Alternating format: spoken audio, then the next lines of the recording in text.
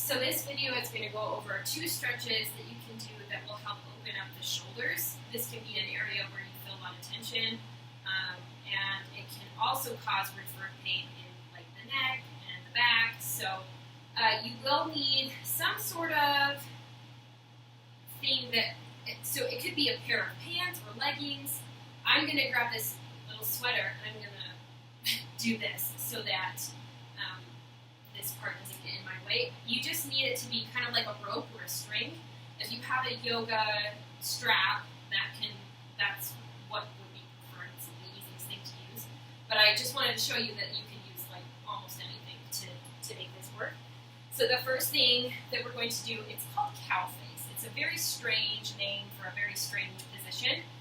But you're going to just let the strap or prop, whatever it is, come behind you. I've got my right hand up by my right shoulder holding onto my jacket. And then I have my left hand, I'm going to rotate it inward so that my thumb is pointing down to the floor. And I'm going to bring my hand behind me so that I can grab the other end of the jacket. And what I'm trying to do is press this right shoulder back and down to open and lengthen the back of my bicep, my tricep, and reach that hand further down along the sweater. My left hand is trying to reach up higher. So eventually I may get to the point where my fingers can touch and lock, but maybe not, and that's why the prop is there, to give you the space that you need to stretch. The important thing is to not squeeze your shoulders up to the ears and tense them. They need to be relaxed, pressed back and down, and if that means that whatever position you're in isn't comfortable, that means that just take the hands further apart.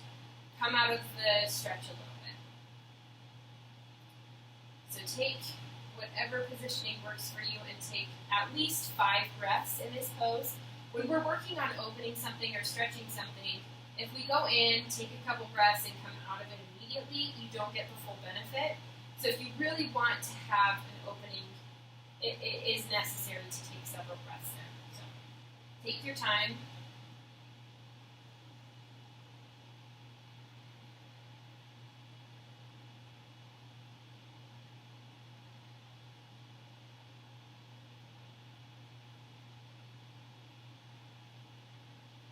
So once you've taken enough time, you can go ahead and release it, and then we'll go on the other side.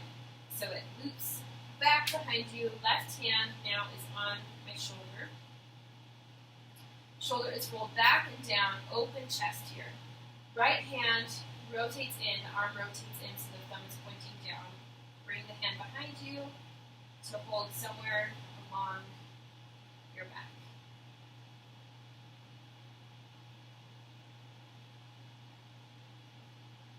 And for me, this side is way, way tighter. So notice for you if there's one side that feels a little bit tighter and what is causing that extra tightness. For me, it's my right shoulder. This rotation, to rotate the arm in, is not very accessible for me on this side. So I have to be aware that my right shoulder is a little bit weaker and less mobile. And that way I'm aware when I'm doing other things that if my right shoulder, I'm more cautious of my right shoulder.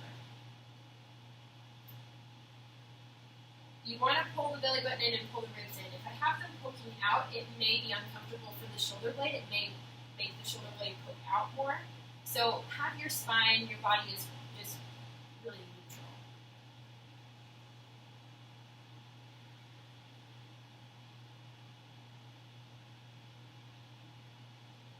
Take however long you need here. And whenever you're ready, go ahead and release. Shake it out. It can be pretty tiring, so take however long you need before you're ready for the next one.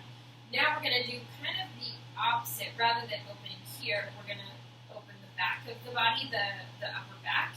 So we're going to do what's called eagle pose, and we're just doing the arms. Normally eagle pose is done with a whole situation with the legs too, but we're just doing the upper body. So take the arms out in front of you, bend the arms, and you're going to take, so let me see. Hopefully I'm mirroring you. Sometimes the video switches But I'm going to take my right arm underneath, my left arm is going to come on top, and the elbows are squeezing together, and the forearms are reaching toward each other. But first and foremost, you don't want the shoulders, what I'm doing right now is I'm jutting them forward. I don't want to do that. I want to roll the shoulders back and down like everything else. And then I see how close my forearms can get. As soon as it starts to push the shoulders forward, I'm going too far.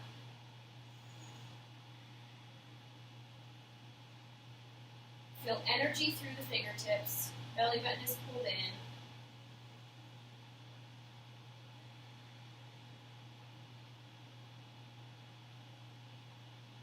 Feel the elbows pushing against each other, and the arms are really, really pushing to give you more opening and more stretch in the shoulder joint.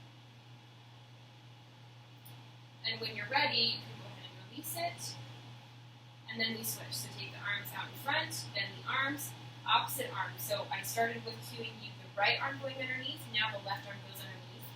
Right arm on top, elbows squeeze together, shoulders roll back and down, and then the forearms reach as close together as it feels comfortable. Belly button and ribs pull into the body. Fingertips are spreading actively away from each other. And then you just breathe here. Deep exhales. Focus on the exhale, making sure it's full and smooth. The inhale is natural.